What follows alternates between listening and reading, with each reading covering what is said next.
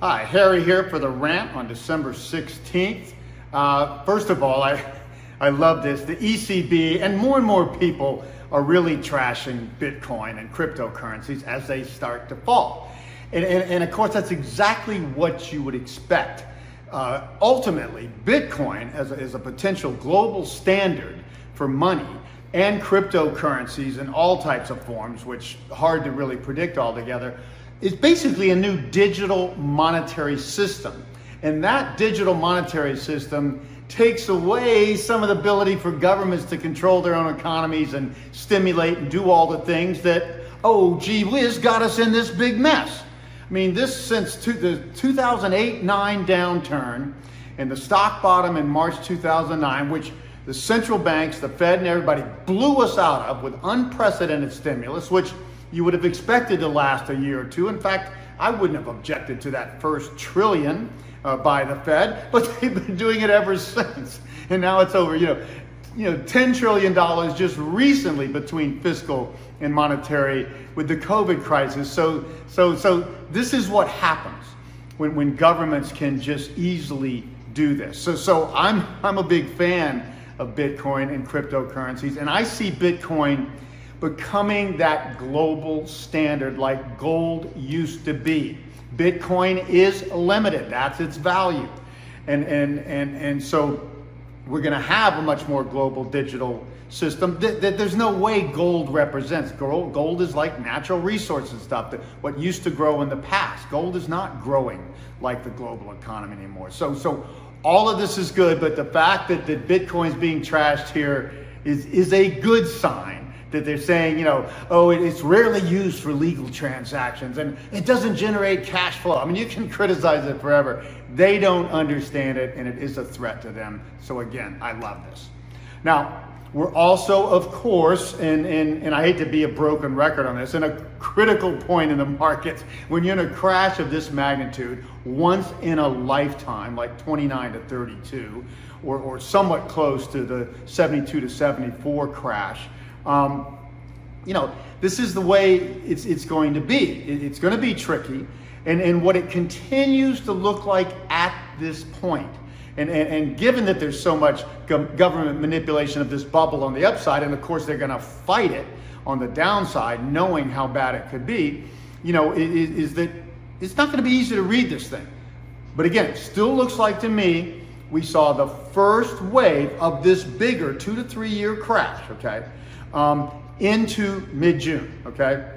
We bounced from there, into mid-August. That looks like the 2-wave bounce to me, and appears ever since we've seen the first wave down to lower lows, 10,088 on the NASDAQ, the key thing I'm tracking. And so that looks to me to be the first wave down of the larger third wave that should be in progress now. And now, therefore, we're in that second wave bounce. I don't want to get too complicated here, but it's important to understand that the next wave down is important. It looks like it may have already started recently. A break of 10,088 on the NASDAQ, a convincing break, not a slight new low and then a bounce, would be a sign that this third wave is in progress.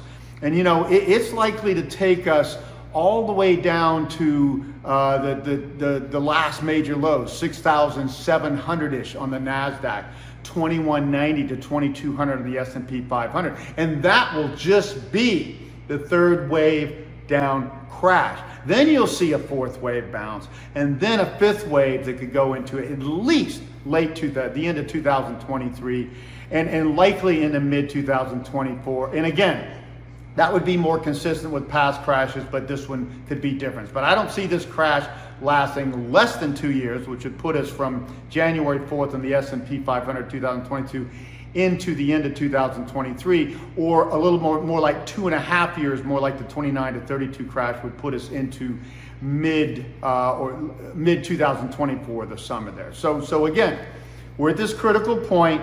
The markets are having a hard time going up further here on this bounce. And again, it wouldn't take much for the NASDAQ and stocks to keep going down here and break that 10,088 level which has been the low thus far. So that's what I'm looking at this point. I do think we've begun this third wave. This third wave should take us well into next year, probably at least February, March. And the third wave tends to be the strongest and longest, but not always, but certainly should be at least as strong in how far it goes down, and at least as long as the first wave. And then the fifth wave could be that or more too. So again, I will keep you updated, but let's watch these markets. And again, I keep telling people, last chance to sell, last chance to sell. Well, I think this bounce that started in June when we've gone more sideways and slight new lows in August, but this I think is probably the last bounce. And yes, it could always go higher, but it's looking more like even this two wave off of the first wave of the third wave may already be over. So this could truly be the last chance to sell, because the third wave of the third wave, if that's where we're at, and that's again